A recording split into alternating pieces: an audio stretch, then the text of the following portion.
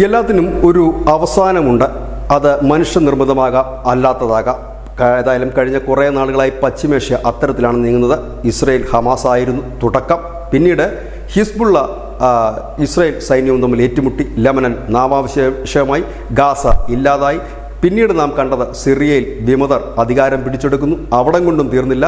വിമതന്മാർക്കെതിരെ IS ഉൾപ്പെടെയുള്ള മറ്റ് ഭീകര സംഘടനകൾ രംഗത്തിറങ്ങി. അങ്ങനെ സിറിയയിൽ എവിടെ നോക്കിയാലും തീയും പുകയും കരച്ചിലും മാത്രമായി മാറി. ആ സിറിയയിൽ നിന്ന് വരുന്ന ഒരു വലിയ വാർത്തയാണ് ലോകത്തെ തന്നെ ഞെട്ടിക്കുന്നത്. കാരണം ഈ നിരന്തര ആക്രമണം കൊണ്ട് സിറിയയിലെ വടക്കൻ യൂഫ്രട്ടീസ് നദിയിലുണ്ടായിരുന്ന പടുകൂറ്റൻ ഡാം, ത്രഷിൻ ഡാം എന്നാണ് അതിൻ്റെ പേര്, ത്രഷിൻ ഡാം ഏത് നിമിഷവും നിലംപതിക്കുമെന്നുള്ള ഒരു വാർത്തയാണ്. ലോകം വളരെ ഞെട്ടലോടുകൂടി തന്നെയാണ് ഇതിനെ കാണുന്നത്.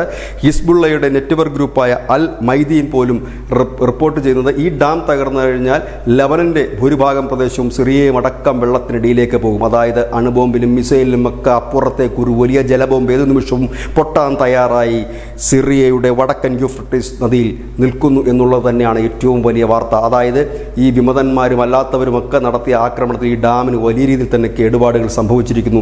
ഏത് നിമിഷവും ആ ഡാം തകരുന്നു. അതായത് പ്രകൃതി തന്നെ ഒരു വലിയ കുട്ടമരണം തന്നെ ഇവർക്ക് ഒരുക്കുന്നു എന്നുള്ളത് തന്നെയാണ്. ഇതിൽ നിരപരാധികളടക്കം കൊല്ലപ്പെടുന്ന ഒരു സാഹചര്യമുണ്ട്. അത് തന്നെയാണ് ലോകത്തെ വേദനിപ്പിക്കുന്നത്. ഏതായാലും ഒടുവിൽ കളിച്ച് പ്രകൃതി തന്നെ ഒരു പണി കൊടുക്കുന്ന തരത്തിലേക്ക് നീങ്ങുകയാണ് പശ്ചിമേഷ്യ. News desk.